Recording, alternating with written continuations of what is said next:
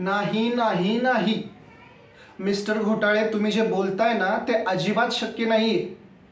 असं कसं आम्ही 10 दिवसांचं इलेक्ट्रिसिटीचं बिल माफ करू? इलेक्ट्रिसिटीचं बिल हे 30 दिवसांचं म्हणजे 1 महिन्याचं असतं, ते तुम्हाला भरावंच लागेल. तुम्ही असं नाही बोलू शकत मिस्टर घोटाळे की 10 दिवस तुम्ही घरी नव्हता तर त्या 10 दिवसांचं इलेक्ट्रिसिटीचं बिल आम्ही माफ करू.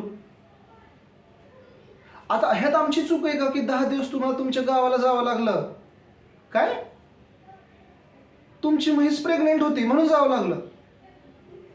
अहो पण ह्याचा आणि इलेक्ट्रिसिटीच्या बिलचा काय संबंध? बर, तुम्हाला जावं लागलं त्यामुळे तुम्ही गेला आणि इलेक्ट्रिसिटी बंद करून गेला, त्यामुळे तुम्ही बिल नाही देणार. अहो, तुम्ही इलेक्ट्रिसिटी बंद नव्हती केली, तुमचं मीटर चालूच होतं. 10 दिवसांचे रेकॉर्डिंग आहेत आमच्याकडं.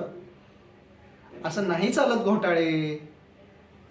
अहो मी काय करू, तुमच्या प्रेग्नेंट म्हशीला लेकरू झालं तर? तुम्ही मला रिश्वत देताय का? तुम्ही मला घूस द्यायचा प्रयत्न करताय? त्या म्हशीचं दूध मी का घेऊ? अहो, तुमच्या प्रेग्नेंट म्हशीचं दूध तुमच्यापाशीच ठेवा. ठीक आहे ठीक आहे ठीक आहे, ती प्रेग्नेंट नाही आता, पण विषयांतर करू नका. तुम्हाला इलेक्ट्रिसिटीचं बिल द्यावंच लागणार आहे. तुम्ही जर इलेक्ट्रिसिटीचं बिल नाही दिलं ना तर आम्ही तुमचं मीटर कापून जाऊ.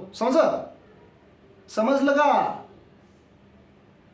काय माणूस आहे बाबा. अरे माणसा, इलेक्ट्रिसिटीचं बिल कापल्यानंतर तुला 500 रुपये दंड भरावा लागेल, त्यापेक्षा तुझं 200 रुपयाचं बिल भर ना. ह्याला जायला सांगा रे. जा तू इथनं जा. मीच जातो तिच्या ह्याला.